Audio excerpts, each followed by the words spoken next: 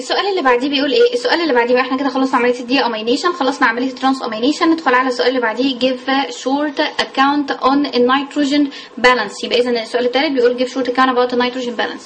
اول حاجه لما يقول لك give short account about nitrogen balance، نيتروجين او ما يقول لك نيتروجين، اول ما يقول لك نيتروجين بالانس تعرف ان انت نيتروجين ده بالانس. تمام، نيتروجين بالانس. اول ما تعرف ان انت اول حاجه هتكلموا على الديفينيشن بتاعه النيتروجين بالانس، يعني ايه قصدك بيه النيتروجين، ايه قصدك بيه النيتروجين بالانس. هتكلموا على 3 حالات للنيتروجين بالانس، وبعدين هتكلموا على النيتروجين لوس. تمام، يعني النيتروجين بيفقد في ايه. يبقى اذا 3 عناصر هتتكلم عليهم. اول حاجه لما نيجي نكلمك على الديفينيشن بتاعه النيتروجين بالانس، اول حاجه معناه ايه؟ معناه الكوانتيتيف ديفرنس بين النيتروجين انتيك اند النيتروجين لوس. يبقى اذا بيقول لك انت بتقارن بين النيتروجين اللي بيدخل جوه جسمك والنيتروجين اللي انت بتفقده بره جسمك. طيب وحده المقارنه ايه؟ وحده المقارنه قال لك جرام بير داي. يبقى اذا بيقول لك ايه؟ جرام بير داي، قد ايه جرام من النيتروجين بيدخل كل يوم وقد ايه جرام من النيتروجين بيفقد كل يوم. يبقى اذا الديفينيشن بتاعت النيتروجين بالانس it is the quantitative difference between the nitrogen intake and the nitrogen loss expressed in gram per day. expressed in grams per day. تمام. طيب وزي ما اتفقنا بيقول لك ان ده اللي هو النيتروجين بالانس. وبعدين بيقول لك في 3 حاجات او في 3 حالات للنيتروجين بالانس. ال3 حالات للنيتروجين بالانس اللي هم عباره يا اما بيكون عندك نيتروجين ايكوليبرم، يا اما بيكون عندك بوزيتيف نيتروجين بالانس، يا اما بيكون عندك بوزيتيف نيتروجين بالانس، يا اما بيكون عندك نيجاتيف نيتروجين بالانس. تمام، وفي فرق طبعا. اول حاجه لما نيجي نكلمك على حاله النيتروجين ايكوليبرم، النيتروجين ايكوليبرم معناها مساواه او تساوي ما بين النيتروجين انتيك اند النيتروجين لوس. يبقى اذا when النيتروجين انتيك is equal to when النيتروجين intake is equal to النيتروجين loss، يعني ما بينهم علامه مساواه. يبقى اذا ايكوليبرم معناها مساواه، معناها ان احنا في حاله النيتروجين ايكوليبرم. وده بيحصل امتى؟ قال لك ده بيحصل في حاله healthy person with balanced diet. يعني البني ادم اللي بيحافظ على نفسه healthy و balanced diet بياكل غذاء موزون، بيكون بيحقق معادله النيتروجين ايكوليبرم. طيب بالنسبه للبوزيتيف نيتروجين بالانس، البوزيتيف نيتروجين بالانس معناها النيتروجين انتيك اكتر من النص. يعني انا لما اجي احسب كميات النيتروجين اللي حضرتك بتاكلها او اللي بتدخل جوه جسمك في اليوم واحسب اللي خارج بره جسمك هلاقيه اقل. طب بالله عليك الزياده ده هيروح فين؟ اكيد في بني ادم بينمو جوه بني ادم عمال يسحب منه النيتروجين اللي بيدخل، صح؟ يبقى اذا في حاله البريجنانسي الفيميل النيتروجين اللي بتاكله بيروح لجسمها وبيروح للبيبي، وبالتالي النيتروجين اللي بتفقده بيكون اقل من اللي بيدخل. يعني بيكون عندك علامات اكبر من، يعني بيكون عندك النيتروجين انتيك is more than النيتروجين لوس. وزي ما اتفقنا ده بيكون عندك في حاله البريجنانسي، بيكون عندك في حاله اللاكتيشن، بيكون عندك في حاله البيبيز. يعني في حاله البيبيز والتشيلدرن، ليه؟ لان هم بينمو والنمو ده بيكون محتاج نيتروجين كتير، وبالتالي مش اي حاجه تطلع زي ما هي، وانما احنا بنستفيد من جزء من اللي بيدخل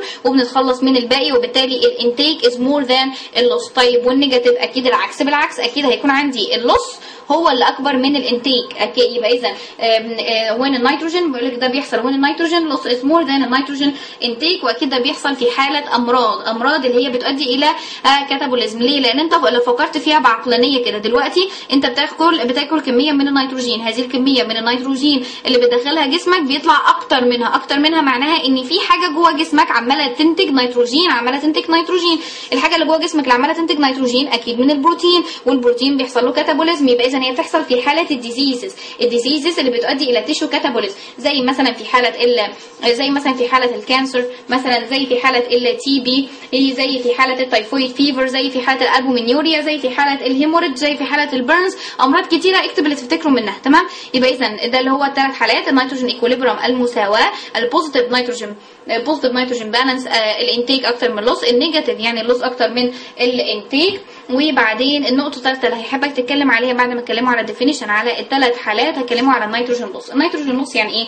يعني انت جسمك كل يوم بيفقد نيتروجين، ودي حاجه مسلم بيها، لكن بيقول لك ان هو النيتروجين اللي بيفقده ده بيفقده على هيئه ايه او بيفقده في ايه؟ قال لك اول حاجه ان هو ممكن يفقده في اليورين، ثاني حاجه ممكن يفقده في الستول، ثالث حاجه ممكن يفقده في السويت. العرق بيطلع نيتروجين، ايوه العرق بيطلع نيتروجين. ممكن تفقده في الهير، لان الهير ده اصلا عباره عن بروتين، and النيلز. تمام، ممكن تفقده في البروتين اند النيلز.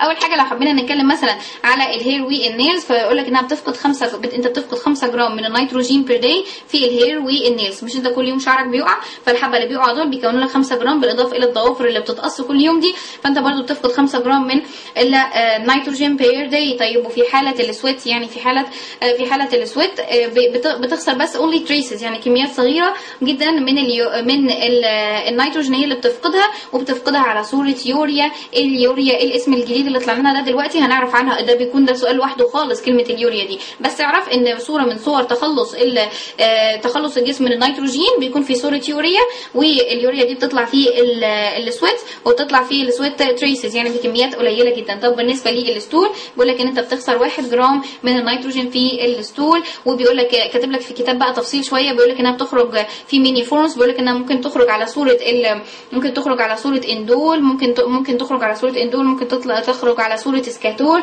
ممكن تخرج على هيئه ميوكس، ممكن تخرج على هيئه ستيريكو بايلينوجين. يبقى اندول وسكاتول وميوكس وستيريكو بايلينوجين ده اللي هو الهيئات اللي بتفقد فيها النيتروجين في حاله الستول. طب وبالنسبه اليورين ده بقى فصل فيه شويه يعني ايه؟